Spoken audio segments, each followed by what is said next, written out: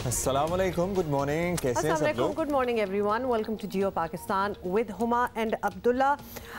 We wish के हमारे पास बहुत ही कोई ज़बरदस्त किस्म की खबरें हों और पूरे 2 घंटे हमारी इब्तिदा में हम आपस में बहस कर रहे थे कि हम फिर से यही बात करें इब्तिदा में प्रोग्राम के। बिल्कुल लग रहा था कि डेजा वू टाइप हो गया है। जब अर्लियर दिस ईयर हम आपको रोज़ अपडेट देते थे कोविड केसेस की, कोरोना की और हालात कहाँ तक पहुँचे हैं, उस वक्त तो एक टोटल लॉकडाउन का सिचुएशन चल रही थी। अभी वो वाली सिचुएशन नहीं है, but the numbers of corona positive cases are going up. और आपको बताएं कि पिछले 24 घंटे के ही अगर फिगर्स आपको सिर्फ बताना शुरू कर दें, सो 718 1700 से ज़ायद 1700 से ज़ायद केसेस एक्चुअली रिपोर्ट हुए हैं, पॉजिटिव आए हैं।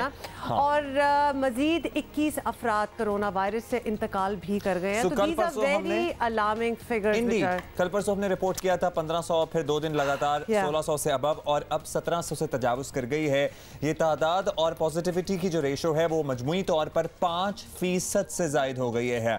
हम 2% से जायद होने पर अलार्म थे, एज एन एनसीओसी ने अलार्म बजा दिया था, लेकिन अब 5% से भी जायद हो गई है। यानी जितने लोगों के टेस्ट हो रहे हैं उसमें से 5% प्लस। और आपको ये भी याद होगा लिटरली 0.0 पे बात चली गई थी, बिल्कुल ही केसेस खत्म होने स्टार्ट हो गए थे।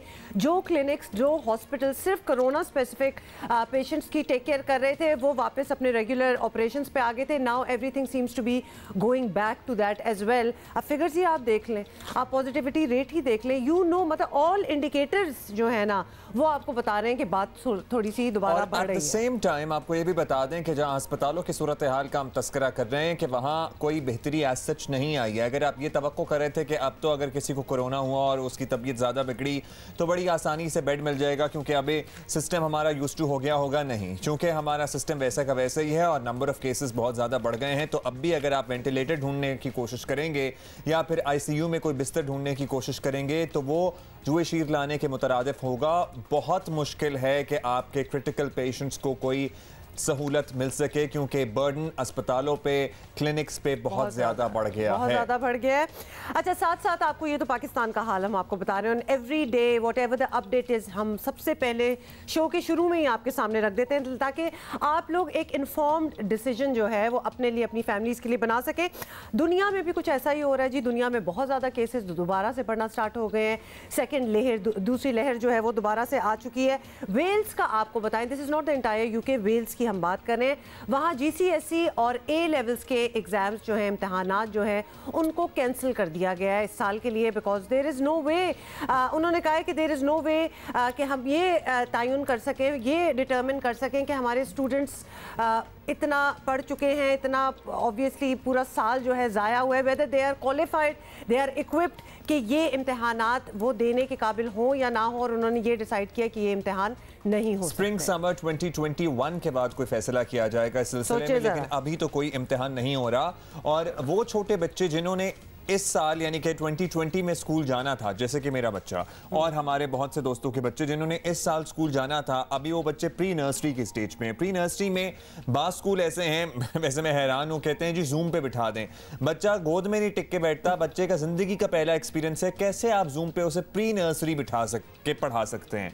और सारा मकसद प्री नर्सरी में बच्चे को भेजने का ये होता है कि वो दूसरे बच्चों से इंटरेक्ट करेगा, उसको जरा किस तरह सोशल जिंदगी गुजारनी है उसको पता लगेगा। तो हम सोच रहे थे कि हमारे बच्चे कभी स्कूल जाएंगे, अभी एक साल तो गुजर गया, इंशाल्लाह जरूर जाएंगे, सब कुछ ठीक भी हो जाएगा। लेकिन ये साल जो है, इस साल में जिसने जो करना था, बेशक वो छोटे बच्चे हों, यूनिवर्सिटी गोइंग स्टूडेंट्स हों, आपकी नई जॉब स्टार्ट हो रही हो, शादी हो रही हो किसी की, एवरीथिंग हैज़ बिन थोड़ा बहुत हिल ही गया, आपको पता है। सो आई गेस इस साल को हमें जरा एग्जाम्प्ट करना पड़ेगा सारी चीज़ों में से। हालात तो काफ़ी ज़्यादा हिल गए हैं, तो होपफुली उनके लिए आसानियाँ हों और अल्लाह ताला जल्द हमें दोबारा इस वबा से निजात दिला दे। और उसके लिए हमें ही काम करना पड़ेगा। अल्लाह ताला ने हमें अक्ल और समझ दी है, मास्क का इस्तेमाल करना पड़ेगा, अपने आप को साफ रखना पड़ेगा। अच्छा, थैंक यू। देखिए, जो आवाम की आवाज़ आपने सुनी ना, ये किसी एक शहर, किसी एक सूबे, किसी एक कस्बे की आवाज़ नहीं थी। अक्रॉस द कंट्री हमने लोगों से राय मालूम करने की कोशिश की है। बाज़ लोग सेटिस्फाइड भी हैं, लेकिन आवाम की अक्सरियत खासी परेशान है। वैसे अगर कोई कहे जी हम सेटिस्फाइड हैं तो आप मानेंगे? मतलब कैसे कोई सेटिस्फाइड हो सकता है? अगर लिटरली आपका हलाल का पैसा है ना और आप सही जगह लगा रहे हैं तो हर चीज़ महंगी है, इसलिए सेटिस्फैक्शन वाली बात आई डोंट नो। मतलब 20 रुपए की रोटी है, आप लाहौर में, मैंने खुद 20 रुपए की रोटी ली है, इधर जहाँ से मैं रोटी लेती थी अब वो 16 रुपए की रोटी दे रहा है। मतलब ये जो अल्हम्दुलिल्लाह हम जैसे लोग जो कि अफोर्ड कर भी सकते हैं उनको भी वो पिंच फील हो रहा है। तो आप सोचें कि गरीब आदमी के पास तो फिर वाकई वो अपनी रोटी पे दाल घसीटने वाली बात एक साहब कर रहे थे और मेरा ख्याल है वो भी ज्यादा होगा। अच्छा, फिर वो प्याज और रोटी खाने की अब नौबत आ गई है। At the same time Abdullah, I wanted to say वो लोग ही कह रहे होंगे जी हमें कोई मसला नहीं पड़ा, वो जो शादी नहीं हुई 200 करोड़ वाली, 200, हाँ, उन लोगों को कोई मसला नहीं पड़ा होगा, बाकी पूरे मुल्क को मसला है। अच्छा जी, फर्स्ट थिंग्स फर्स्ट। हाँ जी, अभी हम आपको बताएं कि आईजी सिंध के मुबैना अगवा के मामले पर अजीब सी बात लगती है ना, आईजी का अगवा होना। पाक फौज की जानिब से इंक्वायरी भी हुई, एक्शन भी ले लिया गया। इंतजार अब इसका है कि अब सिंध हुकूमत क्या करती है। पाक फौज ने कैप्टन रिटायर्ड सफ्दर की गिरफ्तारी के वाक़े पर आईजी सिंध के तहफ़्फ़ुज़ात की तहकीकात मुकम्मल करके सिंध रेंजर्स और ISI के मुतल्लिका अफसरान को मौजूदा जिम्मेदारियों से हटा दिया है। बिलावल भुट्टो जरदारी ने आर्मी चीफ से वाक़े का नोटिस लेने का मुतालबा किया था। अब जनरल कमर जावेद बाजवा के एक्शन को सराहा है। इस किस्म से एक्शन से इदारों के इंटेग्रिटी में इजाफा होता है और जमहूरी तरीक़ाकार यही है कि जो भी गलती हो उसकी तहकीकात हो और अगर किसी से गलती हुआ हो उसके खिलाफ एक्शन लिया जाए। हम उम्मीद करते हैं कि ये शुरुआत है और इसी सिलसिला को हम आगे लेके चलेंगे। जमहूरियत के लिए, पाकिस्तान के लिए हमें सब मिल के काम करना पड़ेगा। ISPR की जानिब से कहा गया है कि आर्मी चीफ की हिदायत पर की गई तहकीकात के मुताबिक सिंध रेंजर्स और ISI कराची के अफसरान पर कानून के मुताबिक बर वक्त कार्रवाई के लिए शदीद दबाव था। अफसरान ने शदीद अवामी रद्द अमल और तेज़ी से बदलती हुई कशीदा सूरत हाल के पेश नज़र अपनी हैसियत में जज्बाती रद्द अमल का मुजाहरा किया। ISPR का कहना है कि मुताल्लिका अफसरान को ऐसी सूरत हाल से गुरेज करना चाहिए था जिससे रियासत के दो इदारों में गलत फहमियाँ पैदा हुई। ज़ाब्ता के खिलाफ वर्जी पर इन अफसरान के खिलाफ कार्रवाई GHQ में अमल में लाई जाएगी। वफाकी वजीर इत्तलात शिबली फराज का कहना है कि फोर्सेस में खुद एहतसाबी का अमल हरकत में आया, अच्छी बात है। वक्त पर FIR दर्ज हो जाती तो मामला इतना पेचीदा ना होता। उन्होंने तो अपना काम कर दिया, एक डिसिप्लिन फोर्स है, उन्होंने अपना एक मैकेनिज्म था, इंक्वायरी हुई विद इन टाइम, उन्होंने अपने फैसले कर दिए। लेकिन सिंध हुकूमत को ये भी बताना है कि उनकी जो पुलिस है, उनके जो IG हैं, आया वो भी वो इंक्वायरी करेंगे अपने उन ऑफिसर्स के खिलाफ जिन्होंने के एक किस्म की बगावत कर दी थी और पूरे सिंध को उनके रहमो करम पे छोड़ दिया था। कैसे आप एक म्यूटनी क्रिएट कर सकते हैं? सिंध हुकूमत भी इसकी जिम्मेदार है। सो ये तो आपने सुन लिया। उधर पाक फौज ने तो अपने हिस्से का काम मुकम्मल कर लिया। अब देखना होगा कि सिंध हुकूमत की रिपोर्ट में क्या सामने आता है। इसी पे सिंध हुकूमत की तर्जुमानी के लिए हमारे साथ मौजूद हैं सूबाई वजीर इंफॉर्मेशन टेक्नोलॉजी हैं तैमूर तालपुर साहब। तैमूर साहब, आर्मी चीफ ने सिंध हुकूमत के मुतालबे पर इंक्वायरी की और अपने इदारे के लोगों के खिलाफ एक्शन ले लिया। बिलावल साहब तो इसको सराह रहे हैं, लेकिन अब आपकी बारी है। सिंध हुकूमत की इंक्वायरी कहाँ तक पहुँची है, ये तो बता दें। जो मिनिस्ट्रियल कमेटी हमारी है वो काम कर रही है, वो अपनी फैक्ट फाइंडिंग पे लगी हुई है। जो हमने कमिटमेंट की थी पहले दिन पर कि विद इन 30 डेज़ हम इसकी रिपोर्ट देंगे और हम इसी बात पे कायम हैं। इंशाल्लाह ताला 30 दिन के अंदर अंदर जो कुछ हमने वहाँ पर देखा है, क्योंकि मैं ख़ुद उस कमेटी का मेंबर नहीं हूँ, पर मैं उन मेंबर्स से ऑफ कोर्स राब्ते में हूँ और डिस्कस होता है कि कहाँ पर पहुँचा है मामला, क्या हो रहा है। तो इंशाल्लाह ताला विद इन 30 डेज़ हमारी कैबिनेट मीटिंग होगी। सबसे पहले ये चीज़ें हम सिंध कैबिनेट के सामने लाएंगे, ये काबीना में डिस्कस होगी। उसके बाद इंशाल्लाह ताला आपको डिस्क्लोज़ किया जाएगा जो फैक्ट फाइंडिंग होगी। आपके साथ, जियो के साथ, सब चांस के साथ हम इंशाल्लाह ज़रूर शेयर करेंगे। अच्छा जी, तैमूर तालपुर ये भी बताएं कि पाक फ़ौज की जानिब से की गई तफ्तीश में ये भी बताया गया है कि मज़ार कायद पर होने वाले वाक़े के बाद सिंध पुलिस का रद्द अमल जो था वो सुस्त होने की वजह से ये सब कुछ हुआ, ये कहा गया है। और सिंध पुलिस अफसरान ने छुट्टियों पर जाने का कहा, तो आप उनके साथ खड़े हुए थे। अगर अब वो गलती पर निकले तो क्या उनके खिलाफ भी कार्रवाई होगी, ये हम आपसे जानना चाहते हैं। पहली बात तो देखें, कोई चोरी या डाका नहीं लगा था, कोई ऐसी वारदात नहीं हुई थी, कोई गाड़ी चोरी नहीं हुई थी कि पुलिस को राइट अवे जो है एक्शन लेते और चोर डाकू पर अरेस्ट करते। एक वाक़या हुआ था जिसको कुछ लोग समझते हैं कि गलत हुआ था, मैं भी समझता हूँ, वहाँ पर नारेबाजी की ज़रूरत नहीं थी, पर क्या इससे पहले इससे ज़्यादा नारेबाजी पीटीआई इमरान खान के साथ यहाँ पे नहीं करती रही? क्या उनके ऊपर कोई एक्शन हुआ पीटीआई पे जो इनके ऊपर एक्शन लेना ज़रूरी था? और अगर एक्शन लेना था तो पुलिस तो एफआईआर लेने के लिए पहले दिन से तैयार थी, पर this was a non cognizable matter जिसमें आपको अरेस्ट करना ज़रूरी नहीं होता, आप एफआईआर काटते ही बेल दे देते हैं। तो हम अपना काम करने को तब भी पुलिस राज़ी थी और कर रही थी। हम एफआईआर का कह चुके थे कि कट जाए, पर जो डिमांड थी कि अरेस्ट हो उस पर सिंध पुलिस ने रिफ्यूज़ किया क्योंकि वो गलत था, और आज ये चीज़ साबित भी हो गई, सामने भी आ गई। दूसरी चीज़, तो अगर आईएसआई और रेंजर्स के ख़िलाफ़ एक्शन हो सकता है तो पुलिस के ख़िलाफ़ क्यों नहीं हो सकता? पर मेरे ख़्याल से जो ये कुछ जो हुआ है और जो चीफ़ ऑफ आर्मी स्टाफ ने जो कदम उठाया है उससे काफ़ी हद तक ये ज़ाहिर होता है कि पुलिस की गलती नहीं थी। जिन्होंने उन्हें वहाँ से अपने कंट्रोल में लिया या उनके ऊपर हावी हुए या उनके किडनैप किए, जो भी वो था वो ही गलत थे, और क्योंकि वो गलत थे तो उनके ऊपर चीफ साहब ये एक्शन ले रहे हैं। लिहाजा यहीं पर ये चीज़ क्लियरली सामने आ जाती है कि वो कसूरवार नहीं थे, पर वो ही थे जिनके साथ ज़्यादती और जुल्म हुई थी। पर क्योंकि मुझे नहीं पता वहाँ पर क्या इंक्वायरी हो रही है, पर हमारी जो इंक्वायरी मिनिस्ट्रियल कमिटीज़ कर रही हैं उसके अंदर अगर हमें कहीं भी लगा कि सिंध पुलिस कहीं गलत थी तो हम एक्शन लेंगे, और दिल खोल के एक्शन लेंगे और आपको बता के एक्शन लेंगे इंशाअल्लाह। चलिए, शुक्रिया। तैमूर तालपुर साहब हमारे साथ मौजूद थे। अच्छा, बिलावल ने तो आर्मी चीफ के इस इक़दाम को सराहा है, लेकिन ऑन द कॉन्ट्री पीडीएम में जो इनकी इत्तेहादी जमात है मुस्लिम लीग नून पीपल्स पार्टी की, उन्होंने कोई बहुत ज़्यादा खुले दिल से खैर मकदम नहीं किया है इस इक़दाम का, और उन्होंने कहा है जी मामला इतना सादा नहीं है कि इस पे कंप्लीट योर थॉट ताकि हम इसके बाद ब्रेक ले सकें। ज़रा डिस्टर्ब हुए तो मामला इतना सादा नहीं है। उन्होंने कहा कि इस मामले को इन अफसरान के खिलाफ कार्रवाई कर दी जाए और उसके बाद उसे सराह कर ख़त्म कर दिया जाए। ये मोहम्मद जुबैर साहब की गुफ्तगू में मैं कल सुन रहा था। Okay, so there you go. Let's see कि दो इत्तेहादियों की आपस की इख्तिलाफ राय क्या सामने आती है, व्हाट ट्रांसपायर्स। हम ले रहे हैं एक छोटा सा break, will be right back. In the meantime, wake up, good morning. एक बात जिसको हम सभी महसूस करते हैं, किसी न किसी हद तक कोई बहुत ज़्यादा परेशान है, कोई उससे कम परेशान है, लेकिन परेशान सभी हैं। मुल्क में महंगाई नहीं, सब ऑपोजिशन का प्रोपेगेंडा। मैं नहीं कह रहा ये। अगर वजीर आजम इमरान खान साहब ये बात दिल से मानते हैं तो फिर ये भी मान लें कि हुकूमत माफियाज के आगे हार गई है। वजीर आजम इमरान खान ने कहा कि ऑपोजिशन महंगाई से मुताल्लिक हुकूमत के खिलाफ प्रोपेगेंडा कर रही है। मईशत ख़राब करने के जिम्मेदार अपनी सियासत बचाने के लिए अवाम को गुमराह कर रहे हैं, ये भी कहा गया। इमरान खान की ज़ेर सदारत सियासी और माशी कमेटियों का इजलास हुआ जिसमें उन्होंने कहा कि तमाम माशी इशारिये जो हैं वो मुस्बत सिमत में आगे बढ़ रहे हैं।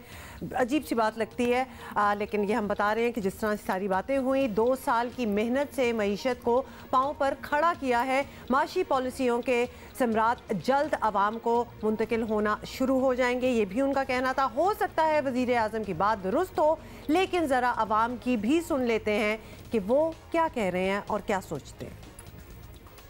महंगाई तो हुई है भाई, क्यों नहीं हुई है, जो ना हर चीज़ तो महंगी हो गई। इतने पैसे नहीं होते जितने का सामान यहाँ पे मिलता है। पहले 50 रुपए किलो आटा मिलता था, अब 80-90 रुपए किलो आटा मिल रहा है। प्रोपेगेंडा का तो कॉन्सेप्ट ही नहीं है कोई। ये तो सिर्फ और सिर्फ महंगाई इतनी है कि हर आदमी अपनी मौत आप मर गया है। मुझे कोई फ़र्क नहीं पड़ा क्योंकि मेरे कपड़े तो अम्मी अब्बू खरीद के लाते हैं। मजदूरी है नहीं और महंगाई ऊपर गया, तो शुरू में आके बोला था ना कि एक भी गरीब नहीं रहेगा, और वाकई एक भी गरीब नहीं रहेगा। कौन सी ऐसी चीज़ है जो सस्ती है? दवाई तक तो महंगी है। गरीब रुल गया, मर गया, रोटी खाने से तरस गए। मांग के लेके आई हूँ, देखो देखो एक पेंशन है, वो भी किराए के मकान में हम लोग बैठे हैं। रात को एक चीज़ लेके जाओ 150 रुपए की, सुबह वो 250 की मिलेगी। महंगाई तो है। तो कुछ तरीका कार तो ना इमरान साहब, तुझे मेहरबानी है कि तुझे सदा तो नहीं ना रहना इस सीटों पर। इमरान खान साहब ये कैसे कहते हैं कि महंगाई नहीं है, जब चीनी 55 से 110 रुपए हो जाए तो महंगाई नहीं है। महंगाई जेन्युइन महंगाई है, हर चीज़ को आग लगी हुई है। तो बंदा अंदर बैठ के बातें कर रहा है, वो ये नहीं समझ सकता कि महंगाई है। तू ज्यादा महंगाई है, इस टाइम केड़े दौर जा रहा है, इतनी महंगाई कर दी थी, बंदे परेशान हैं। सर महंगाई किसी हिसाब से नहीं है, हर बंदा अपनी रोटी पे दाल घसीट रहा है। खान साहब का तो 2 लाख में गुजारा नहीं होता था, तो वो गरीब आवाम कहाँ जाए जिसका 15,000 में गुजारा नहीं हो रहा। मैं अपने बच्चे की 500 की फीस नहीं पे कर पा रहा, उनको खिला नहीं पा रहा, उनकी परवरिश नहीं कर पा रहा। महंगाई तो इतनी महंगाई है कि गरीब जो है वो गरीब तर हो गया और नवाले को तरस रहा है। पहले मतलब 100 रुपये में आता था, अभी वो चीज़ 160, 180, कभी कभी 200 में पहुंच जाता है। तो इस वजह से ये तो महंगाई है ना। महंगाई तो पूरी पाकिस्तान में अगर देखा जाए, जो आवाम है, आवाम भी ही मारती है कि महंगाई बहुत है। इमरान खान ने तो जिसके बचे कुछ पाँव थे वो भी काट दिए हैं। महंगाई इतना डबल हो रहा है, एक गरीब की पहुँच से बहुत ज़्यादा बढ़ रहे हैं। महंगाई बहुत ज़्यादा है, इससे पहले हुकूमतों वालों ने इतना महंगाई नहीं किया। चीज महंगी है बेटा, कोई चीज महंगी नहीं है। दवाइयाँ खाओ तो दवाइयाँ भी महंगी है। महंगाई तो है, बहुत महंगाई है। इमरान खान ने तो कुछ ज्यादा महंगाई कर दी है, पहले की आवाम फिर भी नॉर्मल थी। जो गवर्नमेंट है इसने तो मतलब तबाही मचाई है महंगाई की। मुल्क में वाकई प्रोपेगेंडा नहीं है, महंगाई है। गवर्नमेंट से बड़े तवक्कुआत थे हमारे, जिस तरह इनने वादे किए थे, लेकिन उन वादों में से कोई वादा भी इनने पूरा नहीं किया। खैबर से कराची तक आवाम के जज्बात आपने सुन लिए। अब ये ना कोई कह दे कि ये भी प्रोपेगेंडा कर रहे हैं। गिलगित भी था इसके अंदर, हर जगह से ये लोगों के तासुरात हैं। बहुत ही मुझे अफसोस हो रहा है, और ख़ास तौर पे ये कहना कि गरीब तो अब रहेगा ही नहीं, गरीब तो अब ख़त्म हो जाएंगे। मतलब it's really sad what is happening. वो अम्मा जी देखी थी आपने, जो बूढ़ी सी गई थी, मांग के लाई हूँ मैं खाना कहीं से। और सबसे इम्पोर्टेंट बात ये है कि दवाएं आपके भी पेरेंट्स, आपके भी घर में लोग खाते होंगे, दवाओं का एक्सपेंस ऑलमोस्ट डबल हो गया है। बेसिकली किस चीज़ का नहीं हुआ इज़ माई क्वेश्चन। आपको साथ साथ ये भी बताएं कि वज़ीर आज़म ने इक़्तिसादी टीम को माशी कामयाबियों को मीडिया पर उजागर करने की हिदायत दी है। वज़ीर आज़म का कहना था, सवात और हाफसाबाद के हालिया जलसों से साबित हो चुका कि हम आवाम में पहले से ज़्यादा मकबूल हैं और तहरीक इंसाफ गिलगित बल्तिस्तान इलेक्शन में क्लीन स्वीप करेगी, ये उनका कहना था। काश वज़ीर आज़म को कोई ये बात समझा दे कि माशी सिमरात अगर आवाम तक पहुँच रहे हों तो उन्हें मीडिया पर उजागर करने की ज़रूरत नहीं होती। हुकूमतों की कामयाबी का पैमाना जल्द से जुलूस नहीं, परफॉर्मेंस, कारकर्दगी होती है। इसी पे बात करते हैं, सीनियर तज्ज़ियाकार इरशाद भट्टी साहब हमारे साथ मौजूद हैं। भट्टी साहब बहुत शुक्रिया आपने वक्त दिया। भट्टी साहब, वज़ीर आज़म अगर ये समझ रहे हैं कि महंगाई अपोजिशन का प्रोपेगेंडा है, तो फिर आवाम को ये बात समझनी चाहिए कि ऐसी महंगाई नहीं है, बिला वजह परेशान हैं। वज़ीर आज़म की बात लोगों को समझ में क्यों नहीं आ रही आखिर? अगर महंगाई एक प्रोपेगेंडा है तो 13 नोटिस लिए हैं वज़ीर आज़म साहब ने महंगाई पर, तो ये क्यों लिए फिर? अगर ये प्रोपेगेंडा है तो 13 नोटिस क्यों लिए? फिर 9 काबीना इजलासों में महंगाई हुई, यानी महंगाई पर बात हुई। अगर ये प्रोपेगेंडा है तो 9 काबीना इजलासों में क्यों बात हुई? अगर ये प्रोपेगेंडा है तो शेख रशीद क्यों कहते हैं कि हमारी सबसे बड़ी अपोजिशन महंगाई है? अगर ये प्रोपेगेंडा है तो नदीम अफजल चंद, फवाद चौधरी, फैसल वाडा, असद उमर, शाह महमूद कुरैशी, ये सारे क्यों फट पड़ते हैं काबीना इजलासों में कि महंगाई बहुत है, महंगाई बहुत है, महंगाई बहुत है? अगर ये प्रोपेगेंडा है महंगाई, तो क्यों हुकूमत का KPK के मुश्ताक गनी साहब कहते हैं कि 2 रोटियां नहीं 1 रोटियां खाओ? क्यों कहते हैं गुलाम सरवर साहब के गीज़र लग्जरी आइटम है, इसको साइड पे कर दें? महंगाई नहीं है तो गीज़र तो इस्तेमाल करना चाहिए, क्यों कहा? अच्छा भट्टी साहब, ये तो आपने बड़ी अच्छी तरह समझा दिया और समझने वाले समझ भी गए। वज़ीर आज़म को ये भी लगता है, आपसे पूछना चाहते हैं कि तहरीक इंसाफ की मकबूलियत और बढ़ती जा रही है, मज़ीद बढ़ती जा रही है पहले से भी ज़्यादा, और जल्द से इसका सबूत है, ये उनका कहना है। तो क्या वज़ीर आज़म का ये तज्ज़िया आपको ठीक लगता है?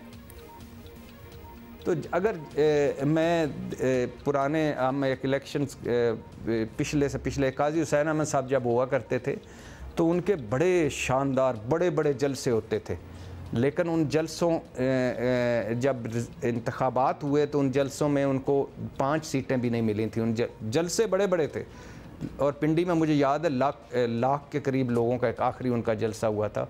और इस तरह बहुत जलसों से मकबूलियत का अंदाज़ा आपकी मर्ज़ी है।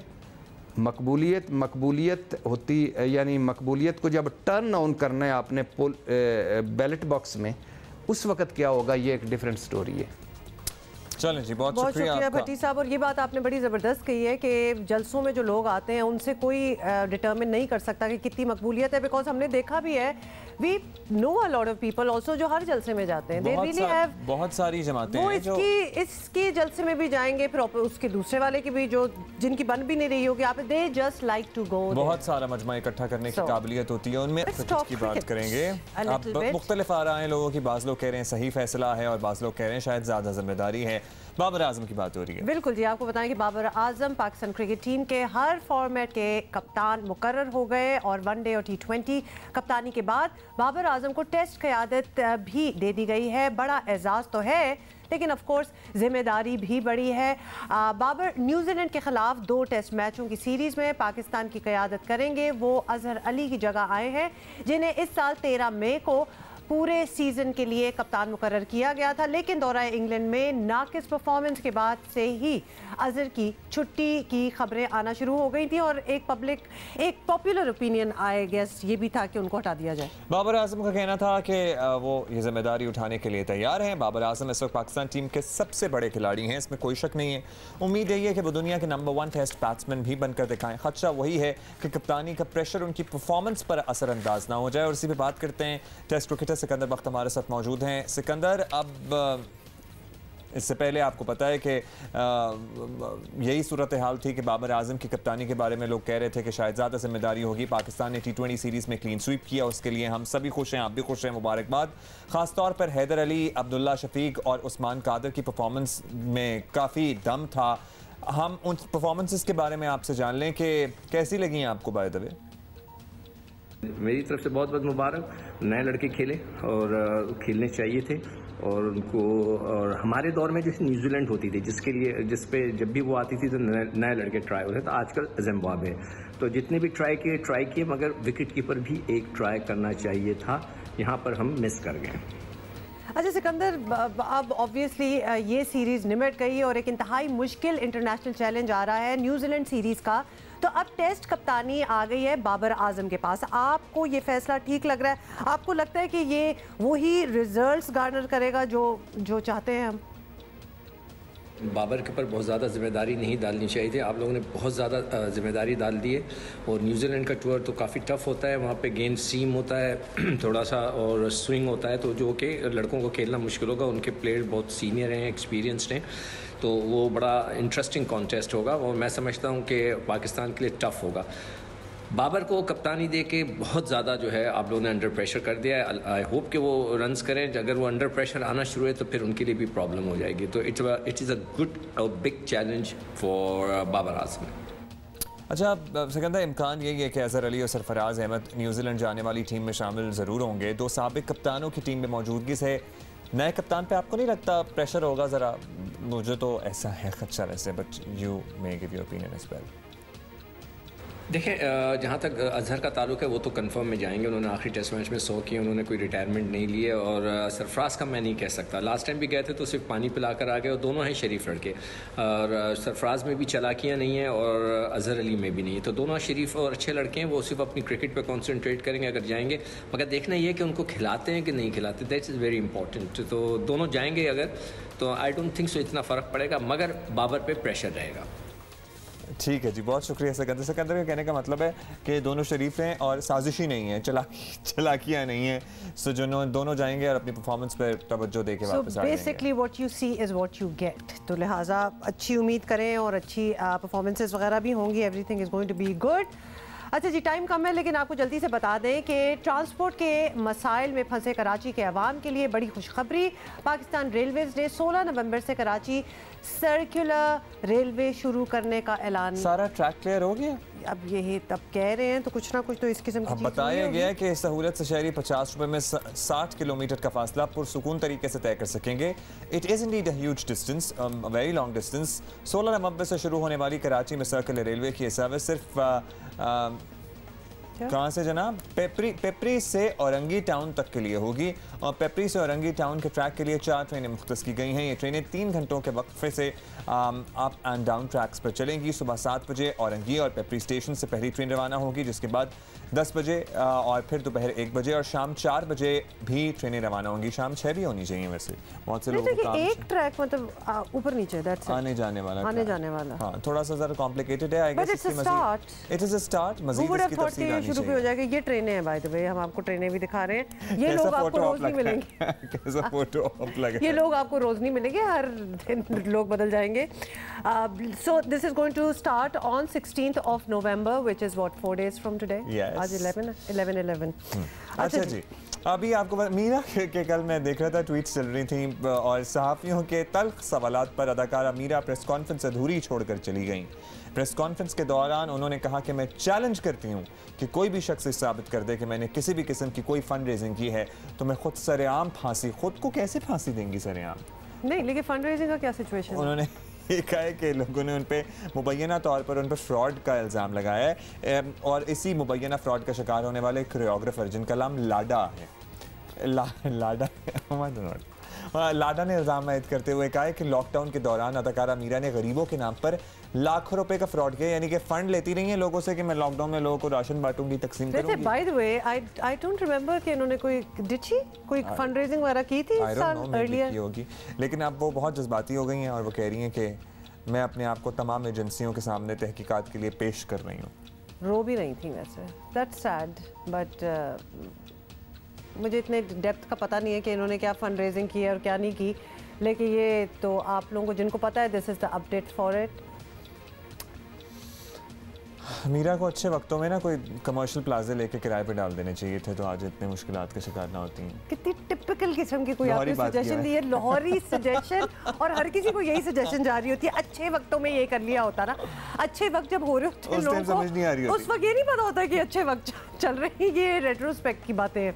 अच्छा जी, thank you so much first of all for your support and your messages. हम रोज़ आपको कहते हैं कि हम कुछ मैसेजेस आपके पढ़ देंगे या कोई सजेशंस आपने दी हो, हम पढ़ते सब कुछ है, सिर्फ आपको रिले नहीं कर सकते। और किसी ने बताया कि आज उनकी वेडिंग एनिवर्सरी भी है, तो आपको बहुत बहुत मुबारक, उसको भी मुबारक हो, और जो आपकी ज़िंदगी में खुशियों भरे ओकेजन हैं उन सब की मुबारकबाद। अच्छा, लोग आजकल जो है ना वो हमसे बहुत पूछ रहे हैं कि भाई क्या सुन रहे हैं लॉकडाउन हो रहा है, सुन रहे हैं फ्लाइट्स बंद हो रही हैं। नहीं, तो हम यही बता रहे हैं कि अगर मास्क पहनते रहेंगे तो फिर ऐसा सब कुछ नहीं होगा, और अगर नहीं पहनेंगे तो यू नेवर नो कि सूरत हाल किस तरफ चली जाए। देखिए, वज़ीर आज़म साहब ने एक दफ़ा ये क्लियर कर दिया कि उस तरह का ब्लैंकेट लॉकडाउन नहीं लगेगा मुल्क में, लेकिन खुदा न खास्ता अगर सूरत हाल इतनी बिगड़ती है और कोई चारा नहीं रहता तो फिर हम सब क्या करेंगे, या वो भी क्या कर लेंगे। और साथ साथ आपको ये भी बता दें, लाहौर के कुछ जगह जो हैं, कुछ एरियाज लाहौर, मुल्तान, रावलपिंडी, जहां कोविड के केसेस ज़्यादा हैं, उनको बिल्कुल वही स्मार्ट मिनी स्मार्ट लॉकडाउन की तरह उन सड़कों को भी, अगर बहुत बड़ी लोकेलिटी है तो जिस एरिया में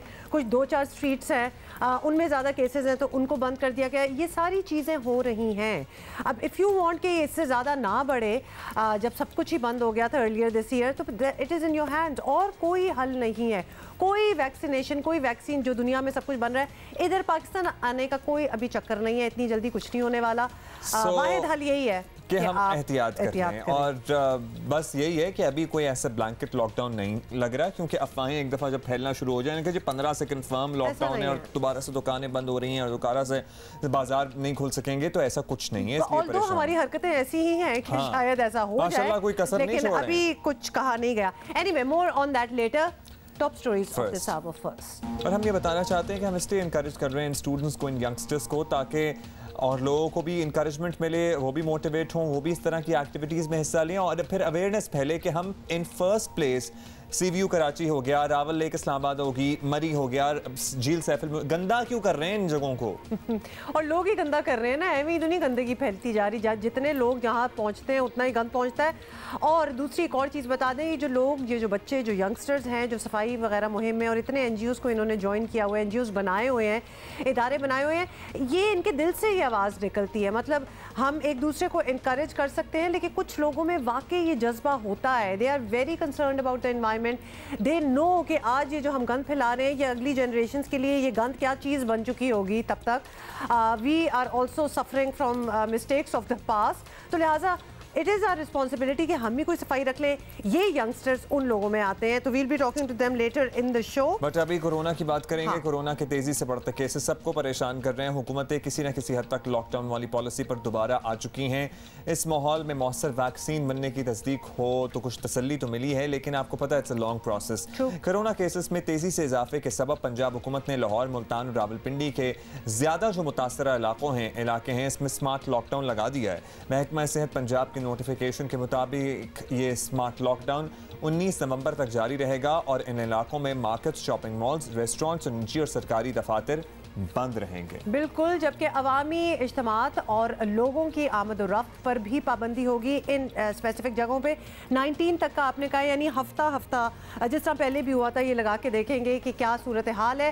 पाकिस्तान समेत आपको ये भी बताएं कि दुनिया भर में कोरोना की दूसरी लहर में शिद्दत आती जा रही है। ऐसे में वैक्सीन की तैयारी की खबर खुश आइन तो है, मगर माहिरीन का ख्याल है कि एहतियात का दामन हरगिज़ नहीं छोड़ना चाहिए। गुज़िश्ता रोज़ हमारे ही शो में गुफ्तगू करते हुए वज़ीर आज़म की टास्क फोर्स बराए साइंस एंड टेक्नोलॉजी के सरबराह डॉक्टर अताउर रहमान ने बताया कि 1 से ज़ायद वैक्सीन तैयारी के मराहिल में हैं, लेकिन लोगों तक वैक्सीन पहुंचाने में अभी बहुत वक्त लगेगा। रियलिस्टिकली ज़रा सुन भी ले, समझ भी ले उन्होंने क्या कहा, एंड यूल अंडरस्टैंड।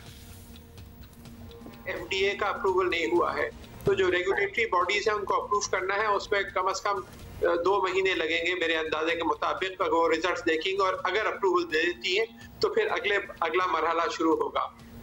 दूसरा जो बड़ा प्रॉब्लम है इस वैक्सीन में वो ये है कि ये -80 डिग्री के ऊपर -80 डिग्री सेंटीग्रेड पे रखना पड़ता है और फिर उसको ट्रांसपोर्टेशन, वो जो कोल्ड चेन है वो तीसरी दुनिया के ममालिक में मौजूद ही नहीं है, पाकिस्तान समेत, कि -80 डिग्रीज पे इसको आप ट्रांसपोर्ट करें, हवाई जहाज से लैंड करें, फिर -80 डिग्री से कंटेनर्स हो, वो हॉस्पिटल जाएं और फिर वहाँ पे और फिर देने भी 2 डोजेस हैं इसके 3 हफ्ते के गैप से, तो फिर -80 डिग्रीज की जो ट्रांसपोर्टेशन है ये तीसरे ममालिक में एक बहुत बड़ा मसला है।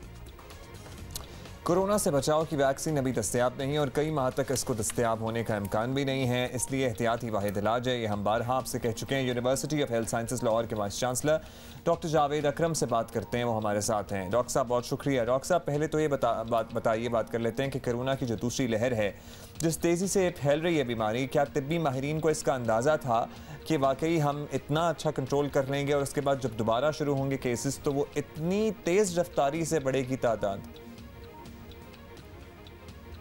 देखें जी, कोरोना की जो ये दूसरी लहर फैल नहीं रही, फैल चुकी है और मैं ये समझता हूँ कि ये एक्सपेक्टेड थी और बिल्कुल प्रेडिक्टेड थी और मेरा ख्याल माहिरीन ने बाशमूल मेरे बहुत दफ़ा इस बारे में तनबीह की और ये भी बताया गया कि अगर हम मिन हौसल कौम SOPs की और ये मास्क ख़ासकर इसकी और फ़िज़िकल डिस्टेंसिंग की और हैंड हाइजीन की प्रैक्टिस नहीं करेंगे तो ये बहुत सीरियस भी हो सकती है। उसकी वजह यह है कि मौसम की तब्दीली भी है, मौसम खुश्क भी हो चुका है, क्योंकि जब ह्यूमिडिटी ज़्यादा होती है, बारिश ज़्यादा होती है तो ऑब्वियसली जो ड्रॉपलेट्स हैं वो ज़्यादा ट्रैवल नहीं कर सकते। लेकिन ये इस वक्त बहुत मौजूद मौसम है इनको ड्रॉपलेट्स को ट्रैवल करने का एक फ़र्द से दूसरे, और जिसका मतलब है कि ट्रांसमिशन बढ़ सकती है और बढ़ रही है। बिल्कुल डॉक्टर साहब, वी एग्री विद यू। और वो एकदम से केसेस कम हो जाना, लोगों को लगना शुरू हो गया जैसी चीज़ ख़त्म ही होगी, हालांकि जिस चीज़ की वैक्सीन ही ना बनी हो वो ख़त्म कैसे हो सकती है।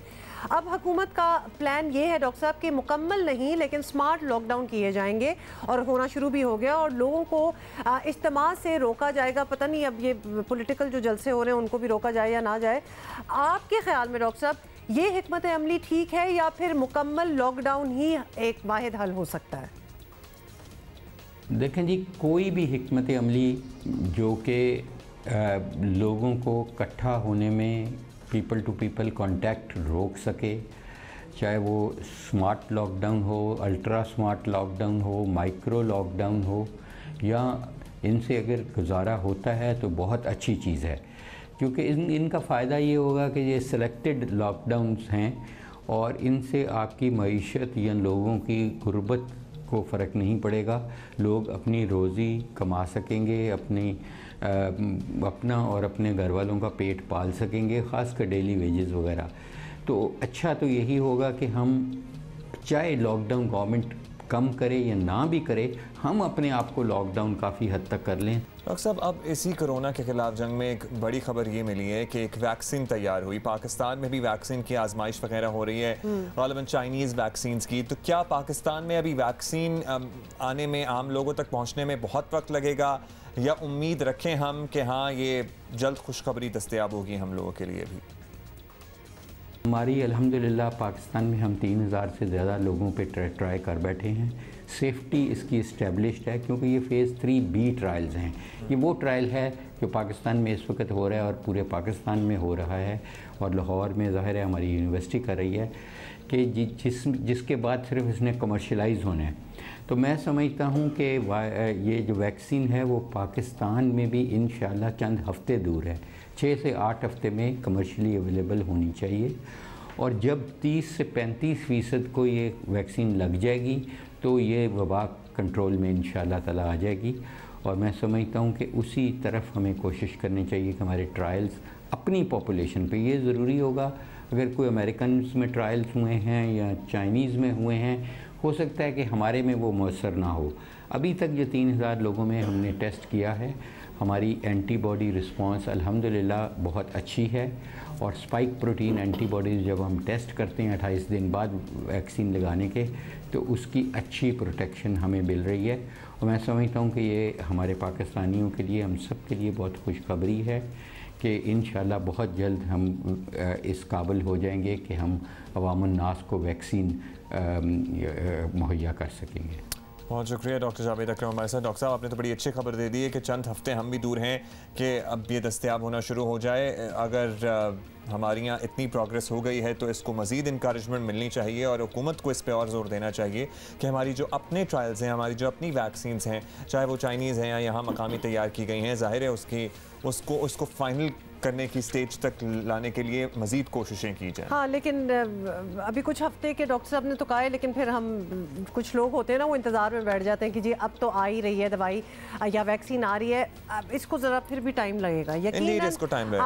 आम आवाम तक, पब्लिक तक पहुँचने में it takes a lot of time. तो लिहाजा प्लीज़ आपने जो अपनी वो SOPs हैं उन पे फुल थ्रोटल जोर देना है। अच्छा जी, इलेक्शन होने वाले हैं मुल्क के एक हिस्से में, और हम आपको बताएं कि 3 रोज़ बाद यानी 15 नवंबर को गिलगित बल्तिस्तान कानून साज असम्बली के इंतखाबात होने जा रहे हैं। सियासी जमातों ने भरपूर इंतखाबी मुहिम चलाई है। वोटर्स का पसंदीदा सियासी रहनुमा कौन है?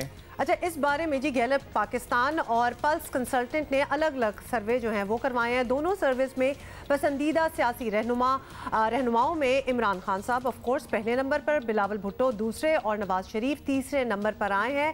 सर्वे में गिलगित बल्तिस्तान के तमाम अजला से 1000 से ज़ायद अफराद ने हिस्सा लिया। दोनों सर्विस 2 नवंबर से 9 नवंबर के दरमियान किए गए। 15 नवंबर के इंतखाबात में वोट देने के लिए पहली जो पसंद के सवाल पर गैलप पाकिस्तान के सर्वे में 27% यानी 27% ने पाकिस्तान तहरीक इंसाफ को, 24% ने पाकिस्तान पीपल्स पार्टी को और 14% ने पाकिस्तान मुस्लिम लीग नून को वोट देने का इरादा जाहिर किया है। पल्स के सर्वे में 35% ने कहा कि वो तहरीक इंसाफ को वोट देंगे, यानी कि अगेन टॉप की पाकिस्तान तहरीक इंसाफ। 26% पाकिस्तान पीपल्स पार्टी के हक में नजर आए, जबकि 14% ने मुस्लिम लीग नून की हिमायत का इजहार किया। दोनों सर्विस में तहरीक इंसाफ ही आगे, जबकि PP दूसरे नंबर पर है। गैलप सर्वे में पसंदीदा कायद के बारे में पूछा गया तो 42% ने वज़ीर आज़म इमरान खान को मुंतखब किया, 17% ने बिलावल भुट्टो, जबकि 15% ने नवाज शरीफ को पसंदीदा लीडर करार दिया। पल्स सर्वे में भी इमरान खान पसंदीदा तरीन सियासी लीडर के तौर पर सामने आए। 41% ने वज़ीर आज़म को और 23% ने बिलावल भुट्टो और 16% ने नवाज शरीफ को पसंदीदा करार दिया। सर्वे में जब ये पूछा गया कि गिलगित बल्तिस्तान को सूबा बना दिया जाए और आम इंतखाबात फौरी मुनक्किद किए जाएं तो किसे वोट देंगे, तो 35% ने कहा कि वो तहरीक इंसाफ को वोट देंगे और 31% हिमायत की PPP को मिली 31% लोगों की, जबकि 14% ने कहा कि वो मुस्लिम लीग नून को वोट देंगे। गिलगित बल्तिस्तान के अवाम से किया गया कि गिलगित बल्तिस्तान इंतखाबात कितने शफाफ होंगे, सवाल किया गया था और वो इस बारे में क्या राय रखते हैं। गैलप के सर्वे में 31% ने इंतखाबात के मुकम्मल साफ और शफाफ होने की उम्मीद जाहिर की है। 29% ने कुछ हद तक, जबकि 12% ने धांधली के खदशे का इजहार भी किया है। और इसके बरक्स आपको ये भी बता दें कि पल्स कंसल्टेंट के सर्वे में 29% ने इंतखाबात के साफ और शफाफ होने की उम्मीद जाहिर की है। 20% ने धांधली के खदशात का इजहार किया है और 51% ने फिलहाल कोई राय देने से गुरेज किया। इसमें इस सारे सर्वे में अहम बात एक तो पाकिस्तान तहरीक इंसाफ के लिए बड़ी तसल्ली वाली बात यह है कि वो लीड कर रहे हैं अब तक जो प्री इलेक्शन सर्विस हुए हैं, लेकिन एक तशवीशनाक बात ये होनी चाहिए कि वो जो परसेंटेज है, वो जो समझती है कि इंतखाबात साफ और शफाफ होंगे, वो बहुत कम है। बिल्कुल, ब्रेक के बाद मिलते हैं। अच्छा, और वैसे भी आपको पता है वज़ीर आज़म तो ये स्टेटमेंट दे ही चुके हैं कि वो गिलगित बल्तिस्तान से क्लीन स्वीप करेंगे और कुछ इंडिकेटर्स भी हमें इसी किस्म की चीज़ें बता रहे हैं। सो looks good for them, looks promising. आज की तारीख की खास बात क्या है? 11 और आपको पता है कि वैसे तो दुनिया भर में ही ऑनलाइन प्लेटफॉर्म्स सेल लगाते हैं 11/11 को, लेकिन पाकिस्तान का सबसे बड़ा ऑनलाइन शॉपिंग प्लेटफॉर्म दराज, वो भी हर साल की तरह इस मरतबा 11/11 को अपनी धमाकेदार सेल लेके आया है। तो बिल्कुल आपने बता ही दिया, जिसको मैं बहुत सनसनीखेज करके बताना चाहती थी, लेकिन बात बिल्कुल यही हो रही है। सेल की बातें ना ज्यादा ड्रामेटाइज नहीं करनी चाहिए, बता देनी चाहिए, लोग इंतजार में रहते हैं। अच्छा जी, तो आपको एक दफ़ा फिर बता दें, दराज.pk आज से 11/11 सेल जो है वो शुरू हो रही है और जिसमें वो कोई ऑलमोस्ट 50 करोड़ रुपए के जो डिस्काउंट्स हैं वो आपको मिलेंगे। Overall Amar Hassan has joined us, who is the chief marketing officer of, बिल्कुल जी हमारे साथ इन्होंने ज्वाइन किया है। और अमार, सबसे पहले तो हम ये पूछना चाहेंगे कि ये बड़े इंसेंटिव्स हैं, इसमें आपने मार्केटिंग तो ज़बरदस्त किस्म की है क्योंकि obviously you can't miss it, तो कुछ सेलिएंट फीचर्स बताएं सेल के हवाले से। बिल्कुल जी, thank you for having me. आपको पता है ये कोविड की टाइम के अंदर inflation and everything, purchasing power पे काफी इम्पैक्ट आया हुआ है आम सार्फिन के। तो हमने ये हर साल एक सेल करते हैं, इसके अंदर आप समझें कि 50 करोड़ के डिस्काउंट्स अवेलेबल हैं। ये लोग कब कहते हैं कि ये 50 करोड़ का नंबर बहुत बड़ा लगता है, लेकिन मैं बता दूं कि हमने पाकिस्तान के सारे टॉप बैंक्स के साथ डील करी हुई है कि अगर आप उनका कार्ड यूज करेंगे आपको अप टू 15% ऑफ मिलेगा।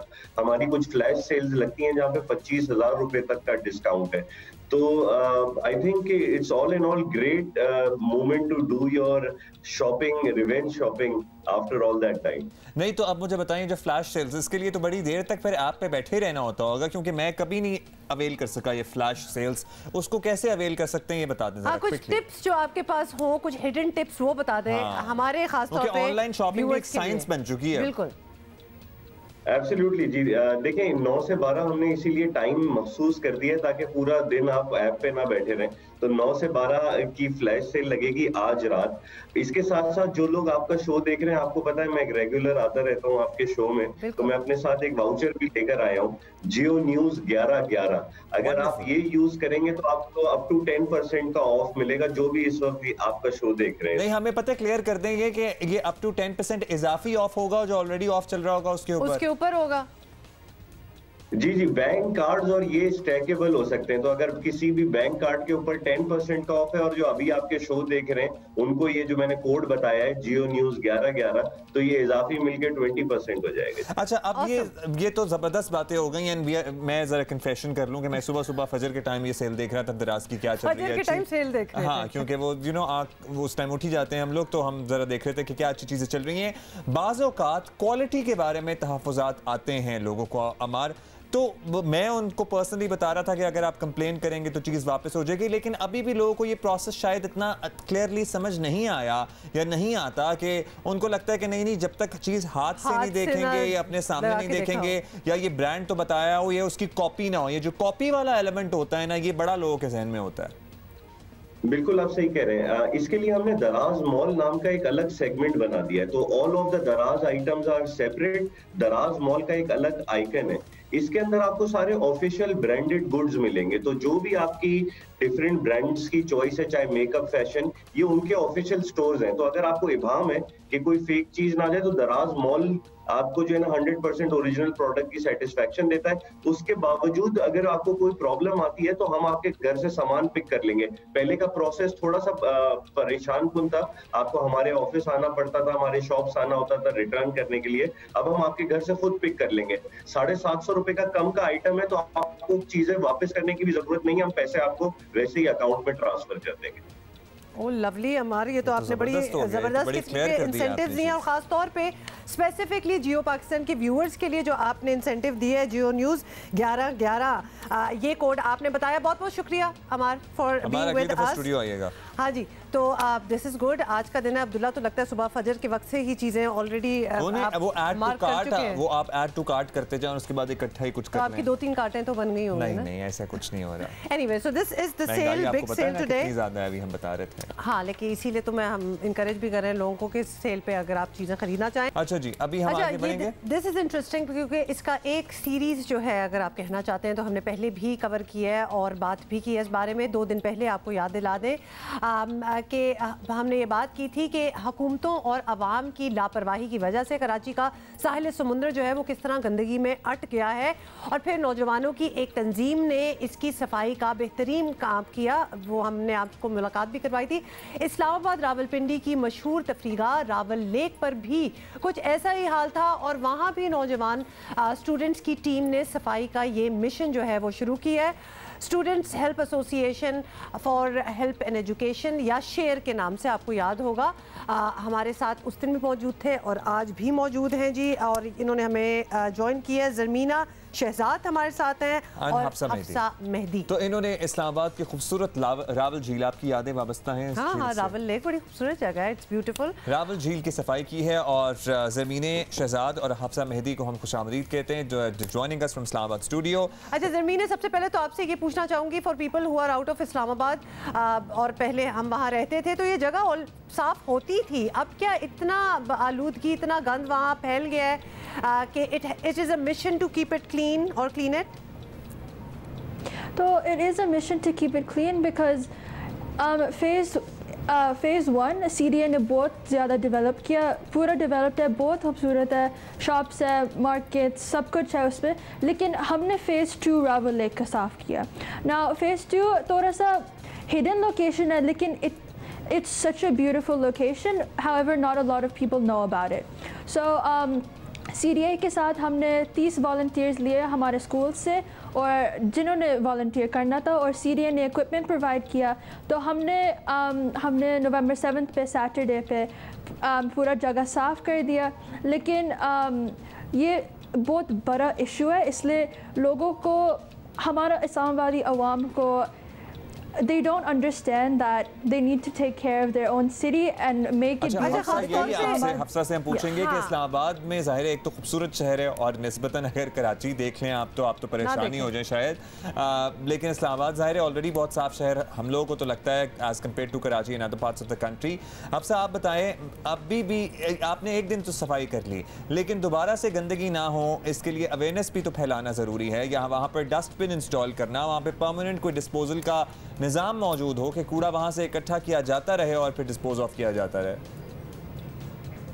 जी definitely, that's why as Zarmeen said हमने काफ़ी CDA से बात की थी इस बारे में कि this can't just be a one day thing, this has to be a continued process. So we've been in discussions with the CDA about repeatedly having cleanup drives such as this. Our organization, the Student Help Association, we do projects like these almost on a monthly basis. So a cleanup drive is definitely in the future for us, again, possibly in the same location. अच्छा, आपने बताया, ज़रमीने भी ये कह रही थी कि 30 volunteers आपने अपने स्कूल वगैरह से इकट्ठे किए। Is it difficult to get volunteers to do this kind of work, या लोगों में इतना जज्बा है कि अपने शहर को साफ़ रखा जाए? सच्ची बात ये है कि आप बता रही थी ज़रमीने कि ये ज़रा हिडन स्पॉट है और इतना लोगों को पता नहीं है, उसके बावजूद इतना गंदा हो चुका है तो लोग जा तो रहे होंगे और गंद मचा रहे होंगे। जी, तो I was informed after our cleanup drive that the area is now dirty again because we had a lot of visitors. तो we've talked to the CDA, उन्होंने डस्टबिन लगाएंगे, सबको साइंस लगाएंगे CDA से कि साफ करो, keep your city clean and do the necessary steps to do so because Islamabad has so much potential to be such a beautiful city that it is, but due to pollution that gem is hidden. अच्छा, अब और कौन-कौन से ऐसे spots हैं जो ज़मीनें आपने आइडेंटिफाई किए? रावल लेक तो एक स्पॉट है। एट टाइम्स मुझे वो ट्रेल्स जो है मागला की पहाड़ियों के, उन पे भी जाने का इत्तेफाक हुआ। हफ्सा आपसे जानेंगे, वहाँ पे भी लोगों ने गन मचाना शुरू कर दिया है। तो और कौन से स्पॉट्स हैं जो जहाँ आपको लगता है कि उनका ख्याल करने की ज़रूरत है? जी हफ्सा। जी, जैसे आप कह रहे हैं the Margalla hills, it's such a popular tourist spot in Islamabad. वहाँ भी काफ़ी कचरा पड़ा हुआ होता है all the time. So that's definitely a great location to have cleanup drives, especially because so many people go there and so often. Like every weekend you can see people hiking there. There's F9 Park in Islamabad. वैसे वो काफ़ी साफ होता है because I think they have a whole system set up. And just generally, Islamabad's such a beautiful city and there's so much greenery and there's so many spots for people to enjoy things out in the open. So I would suggest if someone wants to emulate us and do a cleanup drive, that even a park close to your own home, you can do a cleanup drive there. The point is having other people see that picking up trash, cleaning up the area where you live, it's something you can incorporate into your daily life. ये बहुत अच्छा idea है। बहुत शुक्रिया। यही बात है जो हमें समझाने की लोगों को ज़रूरत है कि अपने इलाके से, अपने मोहल्ले से, अपनी गली में से कूड़ा उठा देने से आप छोटे नहीं हो जाते।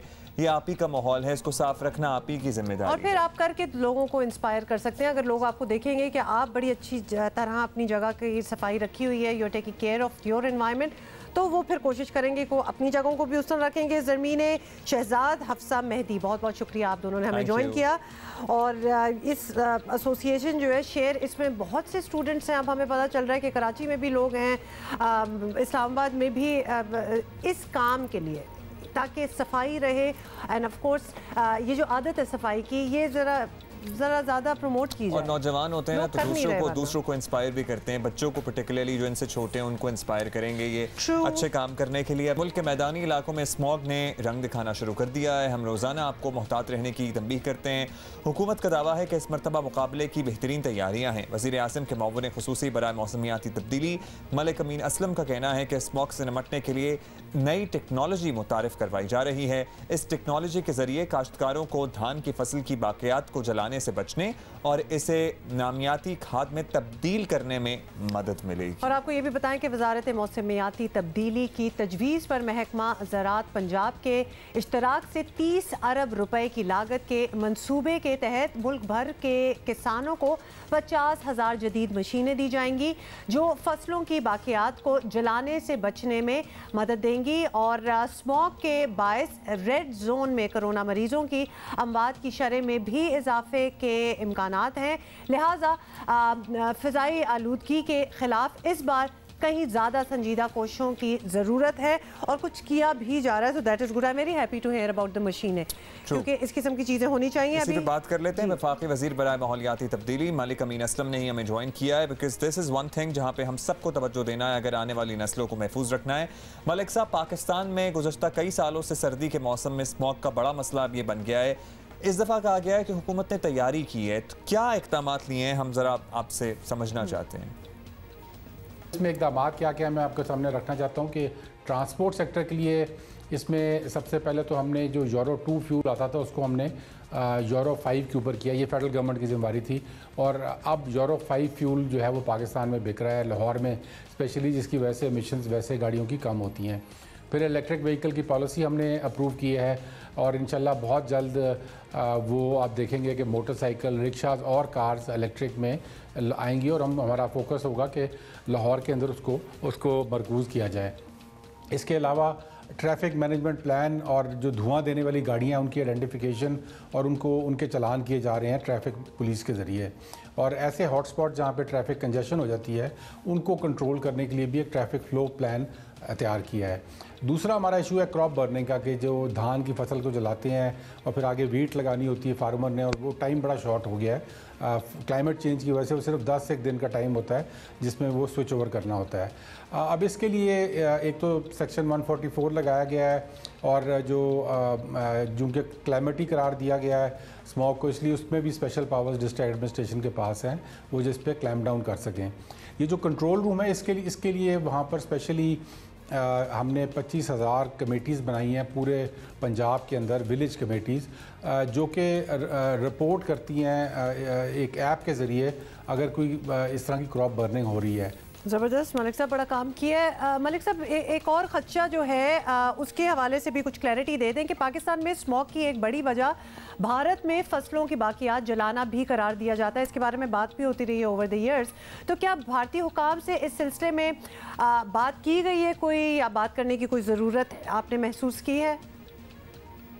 बिल्कुल है ज़रूरत जी, लेकिन भारत आपको पता है कि इस वक्त एक वहाँ पे फासिस्ट हुकूमत है, वो हर धर्मी पर आए हुए हैं, वो बात करने के लिए तैयार नहीं है। लेकिन ये एक रीजनल इशू है, इसका एक रीजनल सोल्यूशन निकालना है हमने। अब हमने पाकिस्तान में एक टेक्नोलॉजी बना ली है जिसको हम पाक सीडर के नाम से हमने इंट्रोड्यूस किया और हमने ऑफ़र किया। मेरी तरफ से मैं उनको लिखूंगा भी कि हम इसको ऑफ़र करना चाहते हैं कि भारत में जो 90% हमारी क्रॉप बर्निंग है वो भारत में होती है और उसको भी हम मॉनिटर कर रहे हैं थ्रू सैटेलाइट इमेजिंग, और ये कंट्रोल रूम उसको डेली उसकी रिपोर्ट देता है कि crop burning across the border क्या हो रही है और यहाँ पे क्या हो रही है।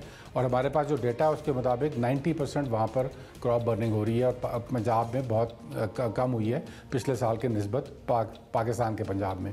अब इसमें इसका सोल्यूशन हमने तो एक निकाला है और उसको हम इंशाल्लाह अगले साल बढ़ा भी रहे हैं और हम भारत को भी ये सोल्यूशन देने के लिए तैयार हैं, ये टेक्नोलॉजी ट्रांसफ़र करने के लिए तैयार हैं और उनसे रीजनल डायलॉग करने के लिए तैयार हैं।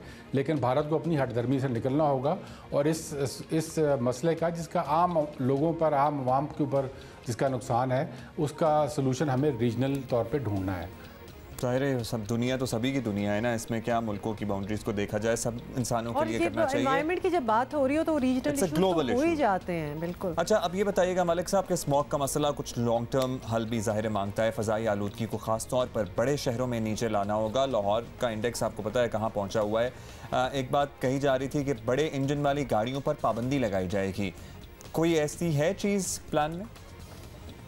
बिल्कुल, ये भी डिस्कस हुआ है। अभी मैं कल ही पंजाब से आया हूँ जहाँ पर स्मॉग कमेटी की मीटिंग थी और उसके अंदर ये चीज़ भी डिस्कस हुई है कि हमारी जो पब्लिक ट्रांसपोर्ट है वो 70% जो है वो 25 और 30 साल से पुरानी उसमें गाड़ियाँ हैं।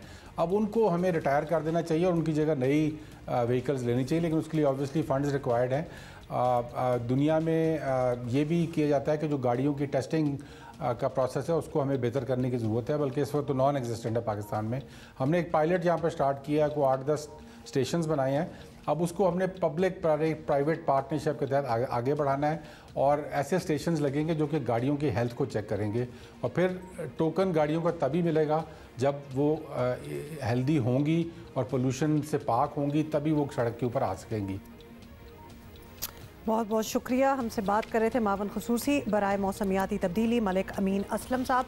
And some things are in the planning, so hopefully over the years, इस साल तो आप एक्सपेक्टेशन कोई खास ना रखें, लेकिन हर साल कुछ ना कुछ किया जा रहा है कि स्मॉग को कंट्रोल किया जाए, कम किया जाए। क्विकली हम आपको बता दें एक नए शादीशुदा जोड़े के बारे में क्या सरगर्मियाँ उनकी सना जावेद और उमैर जसवाल। उमैर आपको पता है एज अ राइडर वो माशाल्लाह पूरे मुल्क में घूम चुके हैं ऑन अ मोटर बाइक। बिल्कुल, वो तो हमारे शो पे भी प्रमोट करने आए थे एक दफ़ा कि पूरे मुल्क में उन्होंने अपनी बाइक राइड की है और बड़ा कल्चर वगैरह देखा है। तो जी Sana and Umair are now married and they live in Islamabad और एक इन्होंने सना ने मौसम में जी ये इन्होंने वीडियो शेयर की और बड़ा ही खूबसूरत इन्होंने लिखा कि लिखा इन्होंने ये बीच में कि you are only one bike ride away from a good mood, that has to be with a good partner as well. Sana मतलब इस तरह तो लोग and certainly in a good location as well. हाँ, लोकेशन भी बड़ी लोकेशन बड़ा matter करती है। आप मुझे बताएं, आप मोटरसाइकिल में निकले और 3 घंटे ट्रैफिक में फंस जाएं आप शाहरा फैसल पे। और ये देखें ना सिर्फ कि इनकी बाइक बड़ी खूबसूरत है जिस पे ये लोग निकले हुए हैं और साथ एक गाड़ी में एक